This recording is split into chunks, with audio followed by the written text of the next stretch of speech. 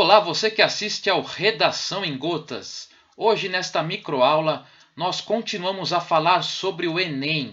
Daremos dicas aliás complementares às que demos no vídeo anterior, a microaula de número 4, e que são válidas também para outros exames, concursos vestibulares, entre outros.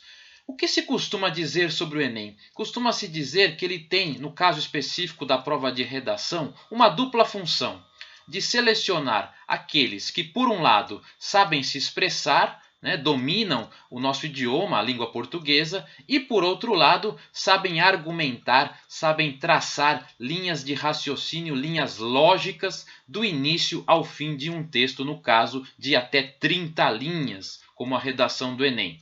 Nós acrescentamos, porém, ainda que não seja a intenção dos organizadores, que há uma terceira função, O Enem também seleciona aqueles que sabem demonstrar essas capacidades, demonstrar o que sabe, o que domina da língua portuguesa, o domínio das técnicas de argumentação, de exposição de raciocínios, sob pressão. Em pouco tempo, porque, venhamos e convenhamos, é pouquíssimo tempo que nós temos numa prova como a do Enem para expor ou para fazer uma redação coerente, com lógica, em pouquíssimo espaço também, até 30 linhas.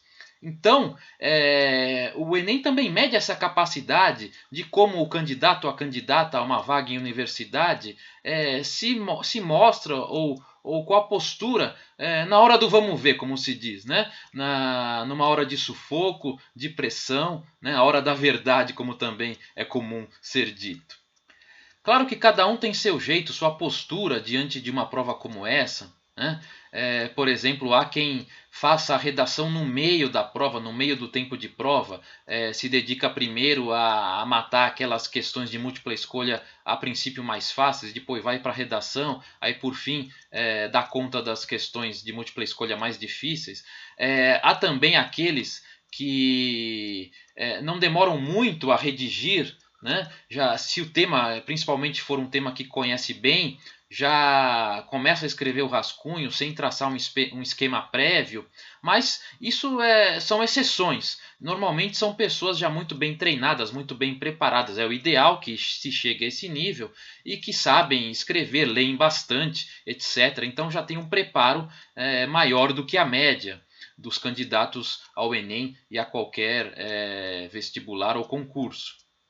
Mas, via de regra, em que momento se recomenda fazer a redação? O que nós recomendamos é seguir a seguinte postura. Recebida a prova do Enem, a primeira coisa a se fazer é ler o tema da redação, os textos motivadores, etc. Identificar o que se pede e, se possível, já no mínimo traçar um esquema, um esboço de como vai ser o texto. Ou, mais ainda, já começar o rascunho. Falaremos daqui a pouco sobre esse esboço, sobre esse esquema. E depois, feita essa parte, ou quanto mais possível da redação, parte-se para as questões de múltipla escolha e, ao final da prova, se reserva, se possível, uma hora e pouco, para fazer o restante da redação, o rascunho, e botar o texto a limpo.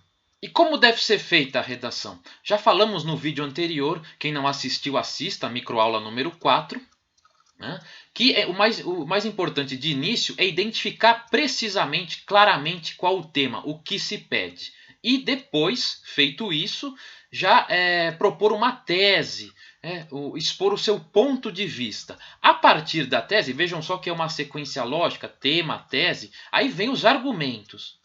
E os argumentos a partir da tese, não podem ser argumentos, digamos, descolados. Descolados não no sentido do popular, mas no sentido que não tem uma ligação estreita com a tese. O primeiro argumento tem que ter uma ligação lógica com a tese e aí vira uma sequência de argumentos, 2 ou 3, até se chegar à conclusão. E a conclusão, no caso do Enem, embora seja útil para outros exames também, deve conter a chamada proposta de ação ou de intervenção social, sobre a qual nós já comentamos no vídeo anterior. Mas há uma questão séria. Nós temos no máximo 30 linhas para expor uma argumentação completa, né?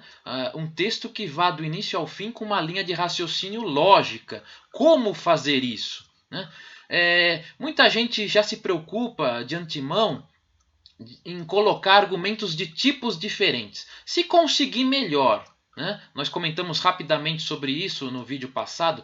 O mais importante, porém, é que um argumento leve naturalmente ao outro, independentemente de que tipo de argumento seja. Pode ser um único tipo de argumento a redação toda. O importante é haver uma lógica do início ao fim da tese à proposta de ação social. Isso que é fundamental, mais do que tipos de argumentos diferentes. Isso é importante, mas nem tanto como às vezes se dá como valor, né? É algo, talvez um valor exagerado essa questão dos tipos de argumentos. O importante é essa linha lógica do início ao fim do texto. Também é importante não tentar colocar argumentos ou informações em quantidade excessiva. É muito comum eu receber pela internet ou nos nossos cursos de redação textos em que o aluno ou aluna tenta colocar muita coisa, acaba embolando, ficando confuso. Nesse aspecto, eu friso a vocês, eu destaco que o importante é ter em mente aquele conceito do menos é mais, né?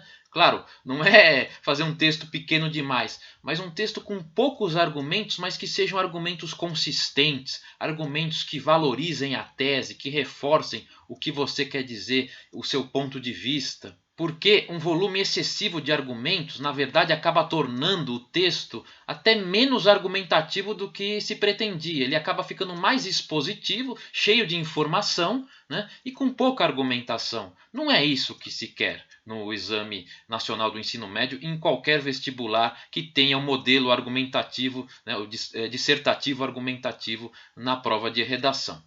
E agora outra questão importante. E se aparecer um tema, puxa, Mauro, um tema que eu nunca ouvi falar, ou um tema que até já vi, mas que, puxa, não entra na minha cabeça, é difícil. O que eu faço? Né? Aí vem uma técnica cujo nome vem do inglês, né? A técnica do brainstorming. É um termo muito usado no dia a dia corporativo das empresas, em reuniões, mas no nosso caso da redação, brainstorming, que aliás termo do inglês que significa tempestade de ideias ou tempestade no cérebro, ele significa o seguinte: colocar no papel tudo o que vier à mente sobre o tema, mesmo que você não conheça muito, mas botar tudo no papel.